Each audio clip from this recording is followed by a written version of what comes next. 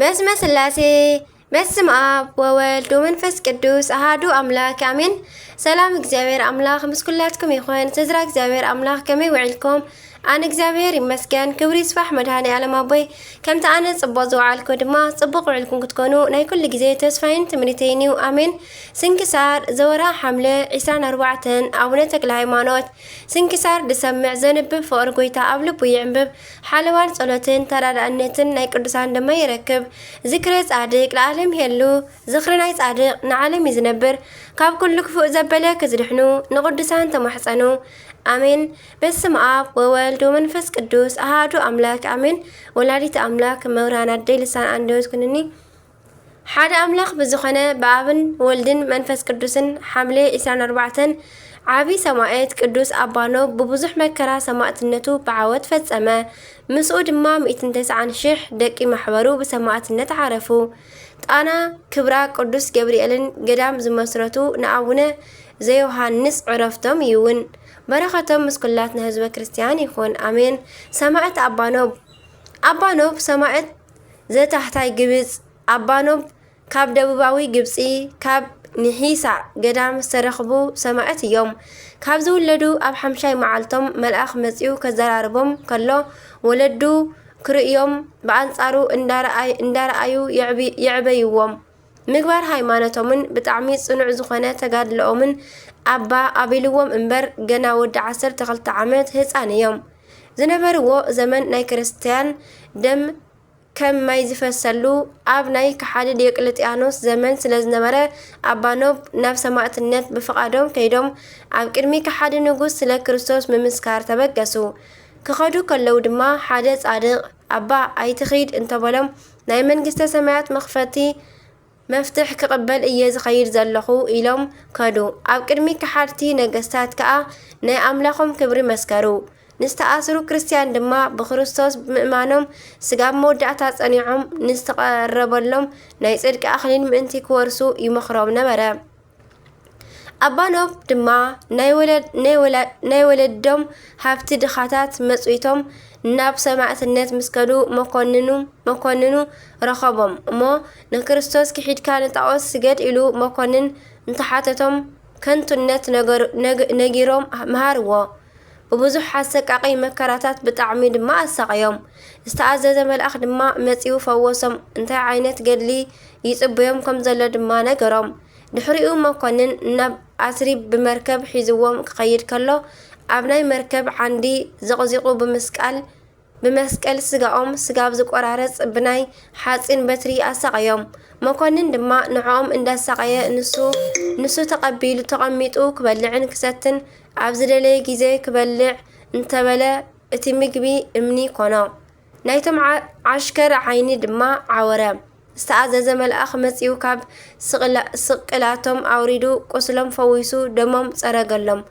አባኖብ ድማ ጸልዮም ንዝዓወሩ ሰባት ናይ ዓይኖም ብርሃን መለስሎም። ምሂሮም ድማ ናብ ቅንዕቲ ተዋህዶ ሃይማኖት መለስዎም።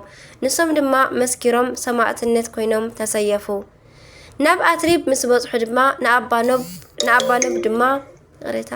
ንአባኖብ ግን ስቃዩ ይጽንዓዮም ኢሎም ብሓፂን ሸንከራት ሸንከርዎም። ኣብ ናይ ሓፂን ዓራት ገይሮም ድማ ብታሕቲ እሳት አንደድዎም። ንመጋዝ እውን ሰንጠቕዎም። ንሰብነቶም እውን ቆራሪጾም ደርበይዎም። ግን ሕጂ እውን መልአኽ መጺኡ ኣድሓኖም። ድሕሪኡ ድማ ናብ እስክንድርያ ወሲዶም ብዙሕ ስቃይ ኣሰቃይዎም። ንመርዛማት ኣትማን እንተሃብዎም ወላ ሓንቲ ኣይተንከፍዎምን። እኳ ደኣ ሓደ ተመን ከይዱ ኣብ ናይ መኮንን ክሳድ ተጠምጢሙ ንሞት ኣብጽሖ። ናይ ጥንቆላ ዝሰርሑ ሰባት ከድሕንዎ ከም ዘይክእሉ ኣብ ዝፈለጠ ግዜ አቦና ነቲ ተመን ካብ ክሳዱ ከም ዝወርድ ገይሮም ፈወስዎ። መኮንን ድማ ደጊሙ ብእሳት ምእንቲ ከቃጽልዎም እንተኣዘዘ እቲ እሳት ግን ከቃጽሎም ኣይከኣለን። መኮንን ንአቦና ምስ ስቃይ ኣብ ሰልቸዎ ግዜ ክሳዶም ብሰይፊ ምእንቲ ክቁረጽ ኣዘዘ። አባኖብ ስለ ክርስቶስ እንዳመስከሩ ጽኑዕ መከራ እንዳተቐበሉ ንብዙሕ ዓመታት ምስ ተሰቃዩን ካብ ጎይታ ዓብይ ቃል ኪዳን ምስ ተቐበሉን ሓምሌ 24 ክሳዶም ተሰይፎም ሰማዕትነት ፈጸሙ። 190,084 ናብ አባ ኖብ ደቂ ማሕበር እውን ኣብ ሓምሌ 24 ተሰይፎም ሰማዕት ኮይኖም እዮም። ቅዱስ ስጋኦም ናብ ገዳም ንሒሳ ክለኣኽ ከሎ ድማ ብጣዕሚ ዓብይ ተኣምራት ተፈጺሙ እዩ። ናይ ሰማዕት ናይ ኣባ ኖብ ቤተ ክርስቲያን ኣብ ሃገረ ኢትዮጵያ ኣብ ውሽጢ ሽዋ ቡልጋ ኢትሳ ይርከብ።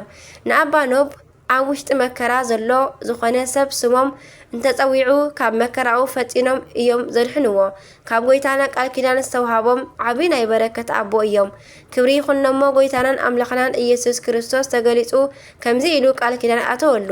ስጋኻ ኣብ ዘለዎ ኣብኡ ብዙሕ ተኣምራት ክኸውን እዩ። ዝኽርኻ ዝገብር ብስምካ ንዝጠመዩ ዘጽግብ ንዝጸምዐ ዘስቲ ንቤተ ክርስቲያን ድማ ብስምካ መዋእ ዝህብ ናይ ገድልኻ መጽሓፍ ንዝጽሕፍ ንሓጢያቱ ይቕረ ክብለሉ እየ መንግስተ ሰማያት ድማ ከውርሶ እየ ኢሉ ቃል ኪዳን ኣተወሉ። ናይ ኣባ ኖብ በረከት ረድኤቶም ይሕደረና ብጸሎቶም ድማ ይመሓረና። ኣርኬ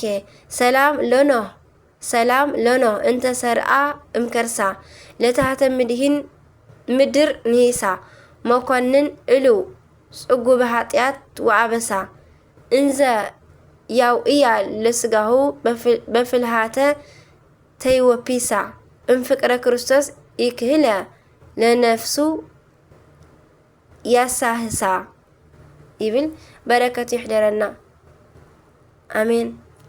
ከምኡውን በዛ መዓልቲ ናይ ደብረ ሊባኖስ አባ ተክለ አዶናይን ናይ ተወልደ መድህንን ናይ ካልኦት ማሕበሮምን ዝኽሮም እዩ። በረከቶም ምስኩላትና ይኹን ዘለዓለም አሜን። አርኬ ድማ ሰላም ለክሙ 10,190 ሰማዕታት 84 ኣብ ምእት ለቅዱስ ኖብ ማህበራኒሁ አበይት ከመ ታንግፍዋ እምዘይፀሃት እሳት ትስእለክሙ ነፍሲ ሃጥእት። ከምኡን በዛ መዓልቲ እዚኣ ናይ ሊቀ ጳጳሳት ቅዱስ አባ ስምዖንን ዕረፍቱ እዩ። አርኬ ሰላም ለስምዖን ዘአርአየ ሃይለ አዚዘ በአንስኦ ምውቅ ቀሲስ እምድህረ ተገንዘ ወበእንቲአሁ ቀቲለ ኣብ መሶበ ንጉስ አዘዘ አስተርአየ ለካህናት እለ አእከዩ ግእዘ ወአስተይዎ ዘይቀትል ህምዘ ይብል በረከቱ ናይ ኩሎም ቅዱሳን ምስኩላትና ይሕደር አሜን።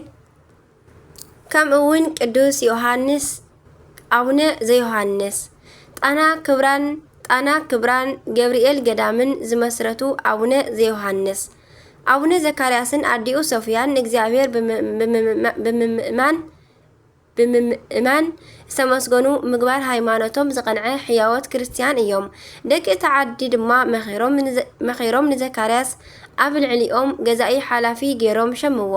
ንሱ ድማ ብጽቡቕ ኣገዛዝኣ ብፍቕሪ መርሖም። ንሶም ከም ዓሽከር ኮኑሉ። ንሱ ድማ ስጋብ ኣማራ ጠረፍ ንደቂ ሽዋ ከም ሕያዋይ ጓሳ ኾነሎም። ዘካርያስን ሰበይቱ ሶፊያን ጽቡቕ ስራሕ ካብ ምስራሕ ኣይቋረጹን። ምጽዋት መሃብ ካብ ገንዘቦም ንኸፊሎም ንእግዚአብሔር ኣስራት መሃብን ኣይቋረጹን። ንዝተሸገሩን ንዝጠመዩን የብልዑ የስትዩ ነዚ ክኸይድን ክምለስን ኩሉ ግዜ ይገብር ነበረ። ናይ ጎይታናን ኣምላኽናን ኢየሱስ ክርስቶስን ናይ ቅድስት ድንግል ማርያምን ናይ ጻድቃን ናይ ሰማዕታት ዝክር ይገብር ነበረ። ቆልዓ ድማ ስለ ዘይነበሮም ኩሉ ግዜ ንእግዚአብሔር ይምሕፀኑ ነበሩ። ሶፊያ ድማ ንግሆ ምሸት ከምዚ እናበለት ትጽሊ ነበረት። መኻን ዝነበረት ንሃና ቆልዓ ከምዝሃብካያ ንሰበይቲ አብርሃም ንሳራ እውን ንሰበይቲ ጸጋ ዘአብ ንእግዚ ሃርያ እውን ከምዝሃብካየን ኦ አምላኸይ ከምአን ንዓይ እውን ደስ ዘብለካ ቆልዓ ሃበኒ እንዳበለት ንእመቤትና እንዳተማሕፀነት ትልቅስ ነበረት። እግዚአብሔር ድማ መጥምቀ ዮሐንስ ዝመስል ቆልዓ አባ ዘዮሐንስ ዝተባሃለ ቅዱስ ቆልዓ ሃቦም። ንሱ ድማ ኣብ ሽዋ ስጋብ ኣማራ ጠረፍ ዘብርህ መብራህቲ ኮነ። ከምኡውን ኣብ ጣና ሃይቅ ዝርከብ ክብራን ቅዱስ ገብርኤል ገዳም ዝመስረትዎ እዞም አባ ዘዮሐንስ ዝተባሃሉ ጻድቅ እዮም። ቀጺልና ድማ ታሪኾምን ዝተዋሃቦም ኣደናቂ ታሪኽን ንምልከት። ናብ አባ ዘዮሐንስ ብጎይታ ተኣዚዞም ነቢ ኤልያስን ቅዱስ ዮሐንስን ኣብ ፍርቂ ለይትን ተገሊጾም አስኬማን ቆቢዕን ሃብዎም። እመቤትና ድማ ተገሊጻ ናብ ደብረ ሊባኖስ ከይዶም ምእንቲ ክምንክሱ ነገረቶም። ነቢ ኤልያስን ቅዱስ ዮሐንስ ድማ እንዳመርሑ ኣብቲ ቦታ ኣብጽሕዎ 7 ዓመት ድማ ኣብኡ እንዳገልገሉ ነበሩ። ስግደቶም ድማ ኩሉ ግዜ 8000 ነበረ። ጎይታ ድማ ኣብ ደብረ ሊባኖስ ከዓጥኑ ከለዉ ተገሊጽሎም ምስምካ ዘዮሃንስ ይኹን ኢሉ ዓብይ ቃል ኪዳን ሃቦም። ደመና ድማ ተሰኪማ ወሲዳ ኣብ ቅድስቲ ሃገር ኢየሩሳሌም ኣብጽሓቶም። ኣብኡ ድሕሪ ምጽናሖም ድማ ደመና መሊሳ ናብ ሸዋ ኣምጽኣቶም። ኣብ ትግራይ ንባዕሎም መንበሪ ምስ ሰርሑ ናይ ጎይታ ፍቓድ ስለ ዘይነበረ ከቢድ ሕማም ከብዲ መጾም። እታ ደመና ድማ ደራ ሮቢት ኣብጽሓቶም። ኣብኡ ምስ በጽሑ ድማ ገብርኤልን መስቀል ክብራን ኣብ ዝበሃሉ ንእግዚኣብሔር ኣብ ዝፈቱ ሕያወት መጻምርቲ ቤት ዕረፍቲ ገበሩ። ን7 መዓልቲ ድማ ኣብኡ ቀነዩ። ድሕሪኡ ድማ መልአኽ ተገሊጹ ናብታ ደሴት ምእንቲ ክኸይድ ንሳ ክፍሎም ከም ዝኾነት ነገሮም። ኣባ ዘዮሃንስ ድማ ኣብታ ደሴት ብጾምን ብጸሎትን ጸኒዖም ተቐመጡ። ንፍልሖ ድማ ሰብነቶም ከም ዝምገብዋ ይገብሩ ነበሩ። ገብርኤልን መስቀል ክብራን ዝተባሃሉ ሕያወት መጻምርቲ ዝደለይዎ ይወስድሎም ስለ ዝነበሩ ኣብ ዝረኸብዎ ግዜ ነቶም ፍልሖ ካብ ሰብነቶም ከርግፍዎም ኣብ ዝደለዩ ግዜ ግደፍዎም ንዓይ ክምገቡ ተፈቒድሎም እዩ ይብልዎም ነበሩ። ኣቦና ሓደ መዓልቲ ናይ ሰብ ድምፂ ሰሚዖም ናብ ደገ ወፂኦም እንተተመልከቱ ናይቲ ኣከባቢ ሰባት ሓደ ማድጋ ጸባ፣ ሓደ በጊዕን ሓደ ከብትን ንገበል ክግብሩ ርእዮም ነቲ ገበል ብስላሴ ስም ብመስቀል ምልክት ኣማዕቲቦም ኣብ ቅድሚ ሰባት ቀተልዎ። ነዚ ዝሰምዐን ነቶም ሰባት ምእንቲ ክግብሩ ዝለኣኾም ጃን ቹሃይ ዝተባሃለ ጣዖት ኣምላኺ ናይቲ ዓዲ ገዛኢ ንዘምልኾ ገበል ንምንታይ ቀቲልካዮ ብማለት ከም ዝእሰሩ ገበረ። ንጉስ ዓምደ ጽዮን ድማ ነዚ ኣብ ዝሰምዐ ግዜ ሰራዊቱ ልኢኹ ነቲ ኣምላኽ ጣዖት ናይቲ ዓዲ ገዛኢ ቀቲሎም ንኣባ ዘዮሃንስ ከም ዝፍትሑ ገበረ። ኣባ ዘዮሃንስ ድማ ወንጌል እንዳመሃሩ ሙታን እንዳተንስአ ዓብይ ተኣምራት እንዳገበሩ ኣብታ ደሴት ተወሲኖም ተቐመጡ። ኣብ ደመና ተጻዒኖም ናብ ኢየሩሳሌም ከይዶም ታቦተ ቅዱስ ገብርኤል ኣምጺኦም ኣብታ ደሴት ክብራን ገብርኤል ገዳምን መሰረቱ። እታ ደመና ኣብታ ደሴት ምስ ኣብጽሓቶም ነቢ ኤልያስን ቅዱስ ዮሐንስን ብየማንን ብጸጋምን እንዳሓገዝዎም ንሶም ድማ ሰራዒ ቀሺ ኮይኖም ቀደሱ። ነታ ደሴት ድማ መጀመርያ ክመጹ ከለዉ ብዘዕረፈቶም ሰበይቲ ስም ሰየምዋ። ነዋልድ መነኮሳት ኣብ ቀረባ እታ ገዳም ኣብ እንጦንዮስ ገዳም ገይሮም ንኽብራን ገብርኤልን ግን ናይ ኣወዳት ጥራሕ ገበርዋ። በረኸተ ምሕደረና። ሓደ መዓልቲ ኣባ ዘዮሃንስ ኣብ ደብረ ሊባኖስ መስዋእቲ ንምቕራብ እንዳዓጠነ ከሎ ንስማ ጸዋውዑ ክብርን ምስጋናን ይኹኖሞ ጎይታናን ኣምላኽናን መድሓኒናን ኢየሱስ ክርስቶስ ካብ ካልእ ሃገር ዝመጸ ጋሻ ሰብ ተመሲሉ ሰላም ንዓኻ ይኹን በሎ። ኣቦና ዘዮሃንስ ድማ ዝወደይ ዝሓወይ ናይ እግዚአብሔር ፍቕሪ ሓድነት ምሳኻ ይኹን በሎ። ኣንታ ጋሻ ሰብ ካበይ ዓዲ ኢኻ መጺኻ? ምክንያቱ ቅድሚ ሕጂሲ ኣይፈልጠካን እየ በሎ። ጎይታና ድማ ፍሽኽ ኢሉ ካብ ማህፀን ኣደኻ ገና ከይወጻኻ ኣነ ይፈልጠካ እየ በሎ። ነዚ ኢሉ ካብ መጀመርታ ስጋ መወዳእታ ዝገበረሉ ቅድሚ ምውላዱን ኣቐዲሙ ዝኾነ ኩሉ ድሕሪ ምውላዱ ስጋ ብዛ መዓልቲ ዝገበረሉ ንኣቦኡ እውን ካብ ዓማጺ ካብ ናይ ጎልያድ ኢድ ካብ ሞት ከም ዘድሓኖን ኩሉ ምስጢሩ ነገሮ። ነዚ ኢሉ ደጊሙ ተዘራረቦ። ካብ ለማዓንቲ ንድሓር ስምካ ዘዮሃንስ ይኹን ንስኻ ናይ ዓለም ኩሉ ደስታ ኢኻሞ ዝበኽዩ ድማ በኣኻ ደስ ይክብሎም እዩ በሎ። ብደመና ድማ ተጻዒኖም ኢየሩሳሌም በጺሖም ታቦተ ቅዱስ ገብርኤል ኣምጺኦም ኣብ ክብራን ገብርኤል የእትዮም ኣብኡ ክነብሩ ከለው ብጣዕሚ ኣሪጎም ስለ ዝነበሩ ርእሶም ኣብ ምድሪ ኣጎንቢሶም ይኸዱ ነበሩ።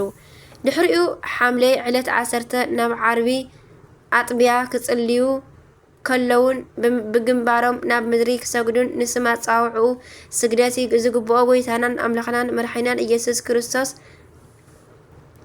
ቅዱስ ሚካኤልን ቅዱስ ገብርኤልን ኣኸቲሉ መጺኡ ፍትወይ ኦ ኣባዜ ዮሃንስ ካብ ድኻም ናብ ዕረፍቲ ካብ ሕማም ናብ ህይወት ካብ ዝዓለም ዓይኒ ናብ ዘይርእዮ እዝኒ ናብ ዘይሰምዖ ሓጎስ ደስታ ናብ ዘለዋ ገነት ምእንቲ ከዕርፈካ ናባኻ መጻኹ በሎ። ነዚ ኢሉ ስሙ ንዝጽውዑን ዝኽሩ ንዝገብሩን ካብ ኣቦኦም በረኸት ከም ዘይጠፍእን ቃል ኪዳን ሃቦ። ገድልኻ ንዝጽሕፍ ወይ ንዘንብብ ንዓይ ከም ዝመሰለ ከም መልከ ጸደቕ ካህን ብኣይ ዝተመረጸን ዝተፈተወን ክኸውን እዩ። ኣብ በዓልካ ንማህሌት ዝቆመ ንመላእኽቲ ሓዎም ክኸውን እዩ። ነዞም ደቅኻ ድማ ኣምሳል መላእኽቲ ክገብሮም እየ በሎ። ነዛ ደሴት ድማ ከም ኢየሩሳሌም ሃገረይን ከም ደብረ ዘይትን ንባርያይ ሙሴ ሕጊ ከም ዝሃብኩላ ከም ደብረ ሲና ገይረያ ኣለኹ። በረኸተይ ድማ ኣብኣ ኣይክስኣንን እዩ። ኣነ ድማ ካብኣ ኣይፍለን እየ። ብፍላይ ድማ ኣብ ዝተጠመቕኩላ ዕለይ ካብዛ ገዳምካ ኣይፍለን እየ። ናይዛ ደሴትን ናይ ሃገረይ ናይ ኢየሩሳሌም ምን መኽፈልቲ ብሓደ ሓደ ይኹን በሎ። ካብዛ ሃገር ድማ ብዘይንስሓ ናይ ህፃናትን ናይ ኣጓብዝን ሞት ኣይክኸውንን እዩ። ስጋብ ዘለዓለም ድማ ጸሎት ካብኣ ኣይቋረጽን በሎ። ጎይታና ድማ ንኣባዜ ዮሃንስ እዚ ምስ ተዛረቦም ቡራኬ ሂብዎም ምስ ቅዱሳን መላእኽቲ ናብ ዝቐደመ ቦታኡ ዓረገ። እዞም ጻድቕ ኣብ 105 ዓመቶም ሓምሌ 24 ብኽብሪ ዓረፉ። ናይ ኣባ ዘዮሃንስን ናይ ኩሎም ቅዱሳን ብዘለማዓንቲ ዝውዕሉን ናይ ኣባ ኖብን ናይ ኩሎም በረከቶም ይሕደረና ብጸሎቶም ድማ ይምሓረና ኣሜን። ሓምሌ 24 ዝኽበሩ ዓመታዊ ናይ ቅዱሳን በዓላት ድማ ኣቡነ ዘዮሃንስ ጻድቅ ዘክራን ኢትዮጵያዊ፣ ቅዱስ ኣባ ኖብ ሰማዕት፣ 190,000 ሰማዕታት ናይ ኣባ ኖብ ማሕበር፣ ኣባ ተክለ ኣደናይ ዘደብረስ ሊባኖስ፣ ኣቡነ ተወልደ መድህን ኢትዮጵያዊ፣ ኣባ ስምዖን ጻድቅ ሊቀ ጳጳሳት፣ ቅድስቲ ክብራ መስቀል ክብራ ዘእንጦንዮስ ኢየሱስ። ወርሓዊ በዓላት ድማ ቅዱስ ኣቡነ ተክለ ሃይማኖት፣ ቅዱስ አጋቢጦስ ጻድቅ ኤጲስቆጶስ፣ ቅድስቲ እምነ ክርስቶስ ሰምራ፣ ቅዱስ ቶማስ ዘመርዓስ፣ ቅዱስ አብላሪዮስ ዓቢ፣ 24 ካህናተ ሰማይ ሱራፊኤል፣ ቅዱስ ኣባ ሙሴ ጸሊም ኢትዮጵያዊ። ኣነ እውን እቲ ኣብ ኢየሱስ ክርስቶስ ዘለኩም እምነትን ንኹሎም ህዝቢ ኣምላኽ ዘለኩም ፍቕርን ካብ ዝሰምዕ ጀሚረ ኣብ ጸሎተይ እናዘከርኩኹም ምእንታኹም ካብ ምምስጋን ኣብ ኪረ ኣይፈልጥን ይብል ኤፌሶን ምዕራፍ 1 ካብ ፍቕሪ 15 በረከቶም ይሕደረና ኣሜን። ከምኡ እውን ናይ 25 ሓምለ ስንክሳር ንጅምር። በስመ አብ ወወልድ ወመንፈስ ቅዱስ አሐዱ አምላክ አሜን። እንኳዕ ናብ ቅዱስ መርቆሪዎስን ቅዱሳን ቴክላ አበከረዙን ዱማዲዮስን ሄኖክን ዓመታዊ በዓል ብሰላም ኣብጽሐኩም ኣብጽሐና አሜን። ቅዱስ መርቆሪዎስ ሰማዕተ ሮሜ 25 ሓምለ እዚ ቅዱስ ካብ ዝቐደሙ ሰማዕታት ሓደ ክኸውን ከሎ ኣብ 200 ዓመተ ምህረት ኣከባቢ ከም ዝተወልደ ይእመን። ወለዱ ካብ ኣምልኾ ጣዖት ናብ ክርስትና ዝመጹ ብተኣምር እዩ። ስሞም ድማ ታቦትን ነሁን ይበሃሉ። እዚ ቅዱስ ድማ መጀመርታ ፒሉፓደር ይበሃል ነበረ። ትርጉሙ ድማ ናይ ኣብ ፈታዊ ማለት እዩ። ቀጺሉ ድማ መርቆሪዎስ ተባሃለ። እዚ ድማ ናይ ኢየሱስ ክርስቶስ አገልጋሊ ማለት እዩ። ኣብ ውግእ ሓያል ብመልክዑ ምልኩዕ ተፈታዊ ስለ ዝነበረ ቅዱስ መርቆሪዎስ ስለ ክርስትናኡ መከራ ዝተቐበለ ኣብ 20 ዓመት እዩ። እዚ ዘመን ድማ ኣብ ናይ ዳኪዎስ ቀዳማዊ ዘመን እዩ። ስለ ሃይማኖቱ ድማ ን5 ዓመታት መከራ ተዓጊሱ ኣብ 25 ዓመቱ ማለት ኣብ 225 ዓመተ ምህረት ሕዳር 25 ክሳዱ ተኸለለ። ብዓለማዊ ደረጃ ድማ ቅዱስ መርቆሪዎስ ክብሩ ካብ ሊቀ ሰማዕታት ቅዱስ ጊዮርጊስ ቀጺሉ ዝርከብ እዩ።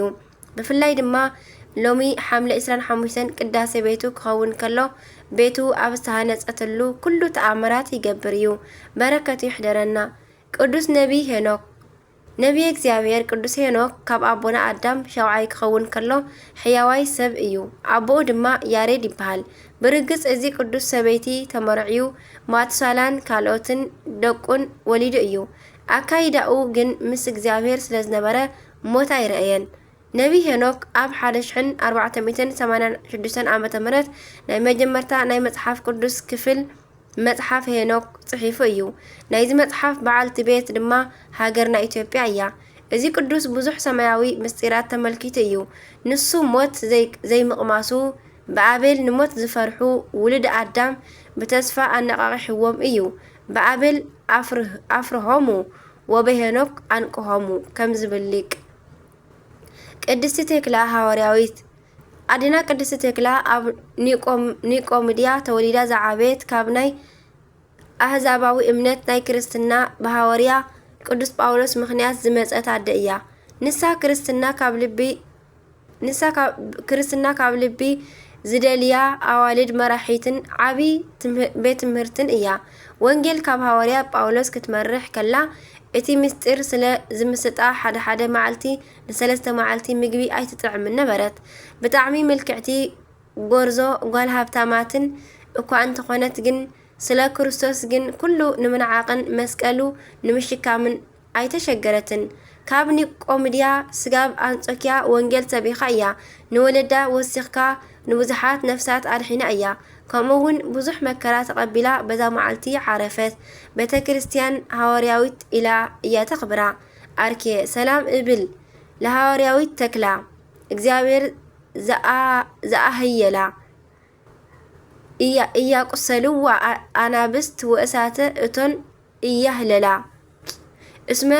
እስመ አምነት ትምህርተ ጽድቅ ከመ ጳውሎስ ይበላ እስከ ሃድገት አበዊሃ ወገደፈት ብዕላ።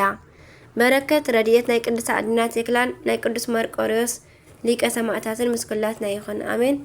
ቅዱስ አበከረዙን ጻድቅ ወሰማዕት ስም ኣፀዋውዑ ዝኸበረ ዓቢ ኣባ አበከረዙን ናብ ክርስትና ዝተጸውዐ ካብ ሽፍትነት ስርቂ ህይወት እዩ። ምስ ብጸቱ ገዳም ንምዝራፍ ከይዶም ንሓደ ባሕታዊ ካብ ምሸት 8 ስጋብ ንግሆ 6 ክጽሊር እዮም ተጣዒሶም ንስሓ ኣተው። አበከረዙን ግን ዓለም ንዒቁ ብምናኔ ን7 ዓመታት ተጋደለ። ነገር ግን ሰማዕት ንምዃን ካብ ዝገበሮ ፍቅሪ ዝተለዓለ ካብ ገዳም ናብ ናይ ሓደ ከሓድያን ነገስታት ሃገር ከይዱ ስመ ክርስቶስ ሰበኸ። ኣብ ልዕሊኡ ካብ ዝወረዱ ስቅያት ዝተለዓለ ካብ ስጋኡ ካብ የዕጽምቱ ካብ ደሙ ዝተረፈ የለን። ከምኡውን ሓደ መዓልቲ ኣብ ኣየር ዘቕዚቆም ሰቂሎም ደሙ ብኣፉን ብኣፍንጭኡን እንዳጎረፈ ን10 መዓልታት ኣቐነይዎ።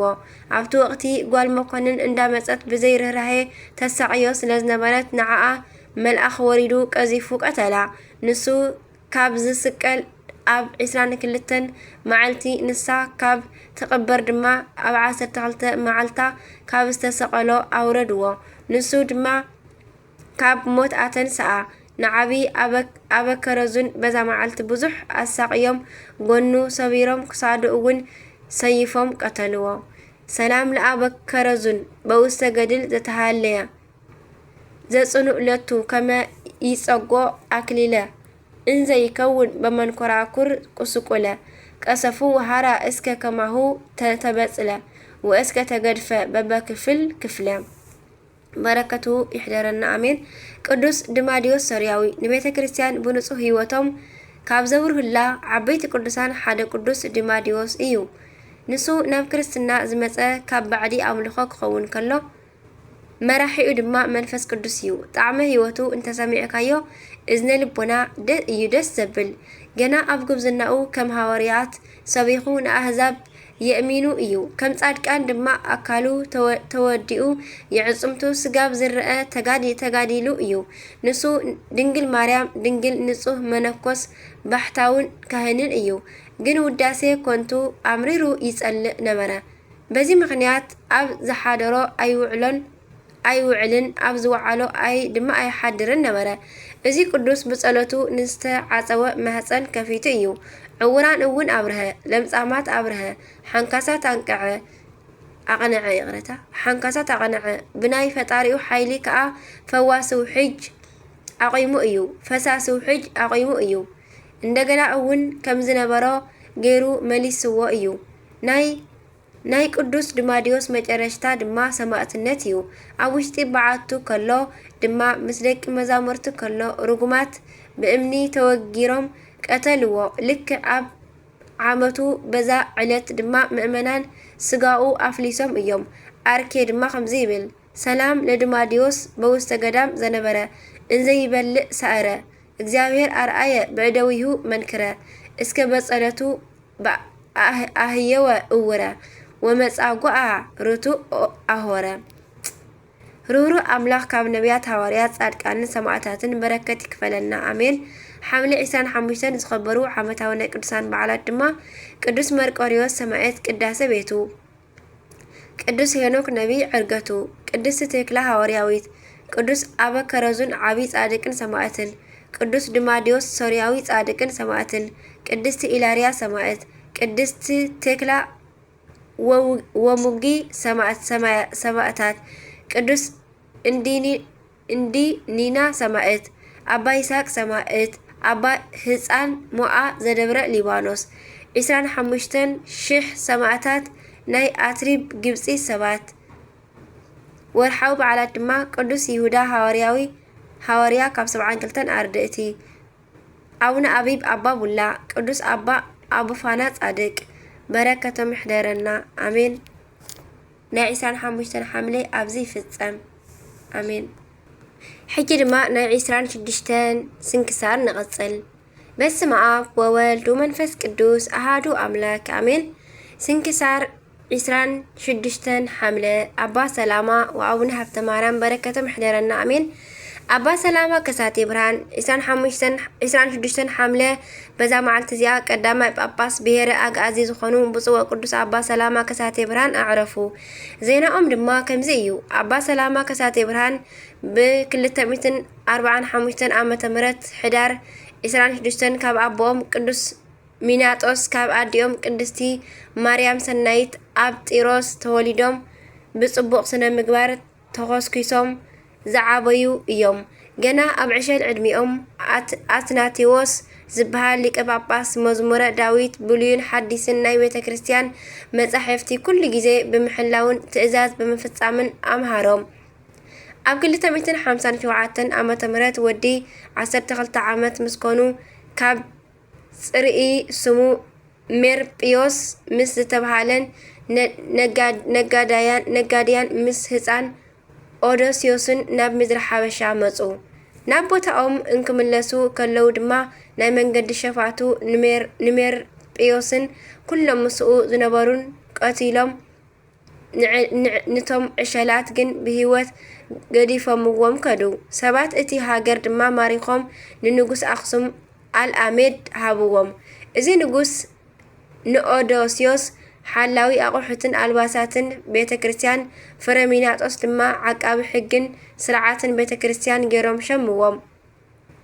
ንሱ ሕግን ስርዓትን አደንጊጉ ይፈልጥ እዩሞ በዞም ዕሸላት ብጽቡቕ ስርሖምን ብቅድስናኦምን ዝተማረኸ ንጉስ ኣብ ዝሓመመሉ ዓራት እንከሎ እንተመይተ ናብ ዓዶም ንኽምለሱ ነፃ ሰደዶም። ድሕሪ ዕረፍቱ ግን እታ ንግስቲ ደቃ ንግስነት ዘይበጽሑ ህፃናት ስለ ዝኾኑ ኣብ ምምሕዳር ንክሕግዝዋ ሓተተቶም። ልቦም ንጹህን ቅዱስን ዝኾኑ ፍረሚናጦስን ኦዶስዮስን ድማ ንሓሳባ ተቐቢሎምዋ ኣብ ደብረ አክሱም ጸንሑ። ብመንፈስ ቅዱስ ብሕጊ ክርስትና ኮስኪሶም ነገስታት አክሱም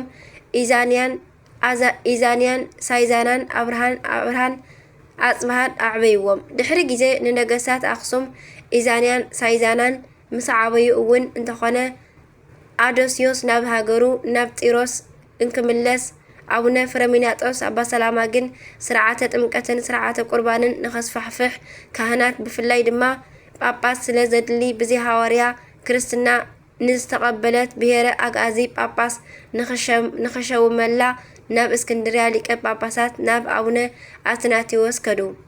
አቡነ አትናቴዎስ ድማ ናይ አቦና ምምጻእ ብመንፈስ ቅዱስ ፈሊጡ ካብ አቦኡ ተንሲኡ ንአቦና ንምቕባል ናብ ዘለዎ ቦታ ከዱ።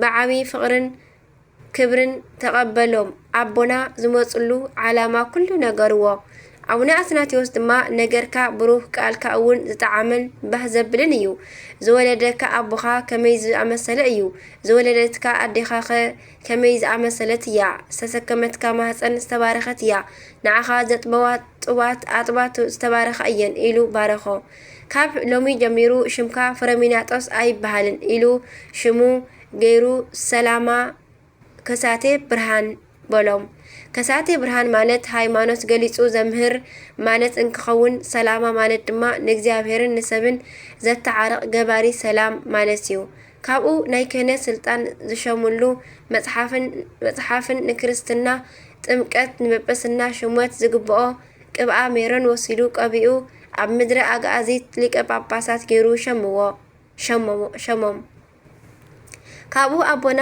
ካብ እስክንድርያ ተመሊሱ ነገስታት ምስ ሰራዊቶምን መላእ ህዝብን መንገዲ 40 መዓልቲ ተጓዒዞም ተቀበልዎም እሞ ካብኡ ነገስታት ዝሸሙሉ መጽሓፍ አንበብሎም ቅብአ ሜሮን ቀቢኦም አጥሚቆም ድማ ሸሞም አብርሃ ወአጽብሃ ኢሎም ቀየርሎም ኣብኡ ዝነበሩ ህዝቢ ኩሎም አጥመቀዎም ንነገስታትን ዝተመርጹ ናይ ቅዱስ ቁርባን መስዋዕቲ ሰሪዖም አጥመቀዎምን አቅረብዎምን ካብኡ ኣብ መላእ መሬት ኣጋዚት ምድረ ኢትዮጵያ እናተመላለሱ ንኹሎም አጥመቀዎም ኣብያተ ክርስቲያናት ሃነጹ ዲያቆናትን ካህናትን ሸሙሎም ቅዱስ ኣቦና ብከምዚ ዓይነት ገድሊ ወንጌል እናሰበኹ ብኣዝዩ ዝድነቕ ትሕትና እናተመላለሱ ብዙሓት ተኣምራትን መንክራትን እናገበሩ ምድረ ኣጋዚት ብወንጌል ብርሃንነት ኣብርህዋ ካብ 150 ዕድሚኦም ድማ ሓምለ 25 ኣብ 150 ዕድሚኦም ድማ ሓምለ በዛም መዓንቲ 26 ሓምለ ብሰላም ዓረፉ እግዚአብሔር አምላኽና ድማ ብዙሕ ቃል ኪዳን ሃቦም ኣተወሎም ንእግዚአብሔር አምላኽና ምስጋና ይኹን ንዓና እውን ብጸሎት እዞም ኣቦና በረከቶም ይሕደረና በረከቶምን ምሳና ንዘለዓለም ትንበር አሜን አርኬ ድማ ከምዚ ይብል ሰላም በቃለ ትፍስህት እብሎ እንዘ አበዮ ወእንዘ አልኤሎ ሰላማ ማውተት ዘምህረት ወተሳህሎ አስረቀ በብሔረ አጋዚ ለብርሃነ ክርስቶስ ጸዳሎ እንዘ በላዕሊሃ ጽልመት ወቆባረ ሃሎ ጻድቅ ዮሴፍ ከምኡውን በዛ መዓልቲ እዚኣ በዓል ሰናይ ሽምግልና ንእመቤትና ማርያም ድንግል ሕጽያ ዝኾነ ጻማኣ ንኽሳተፍ ንናይ ክብሪ በዓል ቤት እውን መዕበይኡ ንኽኸውን ዝተገብኦ ጻድቅ ዮሴፍ ዓረፈ ንሱ ድማ ንእመቤትና ናብኡ ምስ ኣዕቆብዋ ንኹሉ ዝለኣኻ ኮነ ኣብ ኩሉ መከራ እውን ኣይተፈለያን ኣብ ዝወለደትሉ ጊዜ እውን ምስኣ ኣብ ቤተልሔም ነበረ ኣብ ጊዜ ስደታ እውን ኣብ ምድረ ግብፂ ምስኣ ብዙሕ መከራ በጽሖ ካብዚ ዓለም ዝፈለሰሉ ጊዜ ምስ በጽሐ ድማ ንኣወዳትን ኣዋልድን ደቁ ኣጸውዖም ተሰናበቶም ድማ ኣእዳው ዘርጊሑ ድማ ንነፍሱ ኣብ ኢድ እግዚአብሔር ኣረከበ ናይ ዘለዓለም ህይወት እውን ወረሰ ኣብ ጊዜ ዕረፍቱ ድማ ጎይታና ናብኡ በጽሐ ኢዱ እውን ኣብ ልዕሊኡ አንበረ ንስጋኡ ድማ ከምዘይበልን ከምዘይማስንን ጸጋ ሃቦ ኣብ መቃብር ኣቡኡ ያዕቆብ ድማ አንበርዎ ዕረፍቱ ድማ ካብ ናይ ክብሪ በዓል ቤት ጎይታናን ኣምላኽናን መድሓይናን ኢየሱስ ክርስቶስ ስጋዌ ኣብ 16 ዓመት ኮነ በረከቱ ምሳና ትኹን ንዘለዓለም ዓለም አሜን አርኬ ሰላም ለዮሴፍ ምስለ ማርያም ዘኮነ ሓበታንሰሱ ኩልሄ እንዘ ተሃዝል ህፃነ ኢየሱስ ክርስቶስ ከመ ኣሰፈዎ ኪዳነ ይበልዕ በመቃብር ወኢሂ ማሰነ እስከ ዮም በድኑ ሃለወ ድሁነ አሜን በረከቱ ይሕደረና ኣባ ጢሞቴዎስ ሊቀ ጳጳሳት ከምኡውን በዛ መዓልቲ እዚኣ ካብ ቁጽሪ ሊቀ ጳጳሳት እስክንድርያ ዝኾነ ኣባ ጢሞቴዎስ ሊቀ ጳጳሳት ዓረፈ ኣብ ዝተሸመሉ ጊዜ ድማ ሓለዋ ክርስቶስ ካብ ተኽላታት አርዮስ መቅዶንዮስን ሰባልዮስን ሓለወ ኣብ 6 ዓመት ሽመት እዚ ኣቦ ድማ ንህዝበ ክርስቲያን ሕያዋይ ዝኾነ ቴዎዶስዮስ ነገሰ ኣብታ ዓመት ድማ ብምኽንያት ንናይ ክብሪ በዓል ቤት መንፈስ ቅዱስ ዝኸሓዶ መቅዶንዮስ ናይ 150 ቅዱሳን ኤጲስቆጶሳት ጉባኤ ተኻየደ። እዚ ጢሞቴዎስ ድማ ሊቀ ማሕበር ኮነ። ንመቅደስዮስ ንሰባልዮስን ንአቡሊናርዮስን ድማ ተኸራኸሮም አሸነፎምን አሕፈሮምን እውን እንሆ ድማ ናይ ክሕደቶምን ክርክሮምን ኣብ የካቲት ሓደ ጽሒፍና ኣለና። ብድሕሪ እዚ እውን እዚ ኣቦ ኣብ ዘመነ ስመቱ ብምህናፅን ብምሕዳስን ብኩሉ ዘድሊ ስራሕትን ኣብያተ ክርስቲያናት ሓሰበ። ንመጻእተኛታት ንስደተኛታት ድማ ኣባይቲ መዕረፊ ሃነጸ። ንመጓሰ ህዝቡ ድማ ወትሩ ይምህሮም ነበረ። ብሰናይ ፍልጠቱ ብጣዕሚ ቃላቱ ኩሉ ግዜ ብምርድኡን ድማ ኣብ ውሽጢ ዝቐንዐት ሃይማኖት ኣጽንዖም ንኩሉ እንዳረድአ ማለት እዩ። ንብዙሓት እውን ካብ ህዝቢ ኣርዮስን መቅደንዮስን መለሶም ናብ ዝቐንዐት ሃይማኖት ናይ ክብሪ በዓል ቤት ጎይታናን ኣምላኽናን መድሓኒናን ኢየሱስ ክርስቶስ ድማ ኣእተዎም። ኣብ መንበር ወንጌላዊ ማርቆስ ድማ 9 ዓመትን መንፈቅን ተቐመጠ። ንእግዚአብሔር ኣምላኽና ምስጋና ይኹን። ንዓና እውን ብጸሎቱ ይምሓረና። በረከቱ እውን ምሳና ተሃሉ ንዘለዓለም ዓለም አሜን። ሰላም ለጢሞቴዎስ ለጴጥሮስ እሁሁ ጳጳስ ሃገር ዘእም ቅድሜሁ በቆስጠንጥንያ ዘኮነ ሊቀ ማህበሮሙ ለእሊሁ ተክእወ ለምእመናን እምሁከተ ኣለውት ዘሰርሁ ሰላም ብዙሕ እስከ ይሃልፍ ወርሁ። ከምኡውን በዛ መዓልቲ እዚኣ ናይ ኣባ ሮዲስን ዳንኤልን መዘከርታዎም እዩ። በረከቶም እውን ምሳና ትንበር ትኹን አሜን ንዘለዓለም አሜን። ንእግዚአብሔር ኣምላኽና ምስጋና ይኹን። ንዓና እውን ብጸሎት ኩሎም ቅዱሳን ይምሓረና። በረከቶም እውን ምሳና ትንበር ትኹን ንዘለዓለም ዓለም አሜን። በረከት ናይ ኣቡነ ሰላማን ናይ ኣቡነ ሃብተ ማርያምን ናይ ኩሎም ስንክሳር ኣብ ስንክሳር ዝተጻሓፉን ዘይተጻሓፉን ኩሎም ቅዱሳን በረከት ይሕደረና አሜን። ዝወደቀ ዝነጠበ ቃል ኮነ ዜማ ፊደል በአፈ ቅዱሳን ድጓን መላእክት ታርመሊ አሜን ወአሜን። ኩሎም መላእክት ሰማይ አቡነ ዘበሰማያት ይትቀደስ ስምከ ትምጻእ መንግሥትከ ወይኩን ፈቃድከ በከመ በሰማይ ከማሁ በምድር ሲሳየነ ዘለለ ዕለትነ ሀበነ ዮም ህድግ ለነ አበሳነ ወጌጋየነ ከመ ንሕነኒ ንህድግ ዘአብስ ለነ ታብአነ እግዚኦ ሰሙንቶት አላ አድኅነነ ወባልሐነ ኩሉ እኩይ እስመ ዚአከ ይእቲ መንግሥት ኃይል ወስብሐት ለዓለመ ዓለም አሜን። በሰላም ቅዱስ ገብርኤል መልአክ እግዝእትየ ማርያም ሰላም ለኪ ድንግል በህሊናኪ ወድንግል በስጋኪ እመ እግዚአብሔር ጸባኦት ሰላም ለኪ ቡሩክት አንቲ እምአንስት ወቡሩክ ፍሬ ከርሥኪ ተፈሥሒ ፍሥሕት ኦ ማርያም ምልዕተ ጸጋ ምልዕተ ውዳሴ ምልዕተ ሞገስ እግዚአብሔር ምስለኪ ሰአሊ ወጽልይ ፍቅር ወልድኪ ኢየሱስ ክርስቶስ ከመ ይስራይ ለነ ኃጣውኢነ ተማኅፀነ ከተማኅፀነ ክዳንኪ አሜን። ስብሐት ለእግዚአብሔር ወለወላዲቱ ድንግል ወለመስቀሉ ክቡር አሜን አሜን ለይኩን።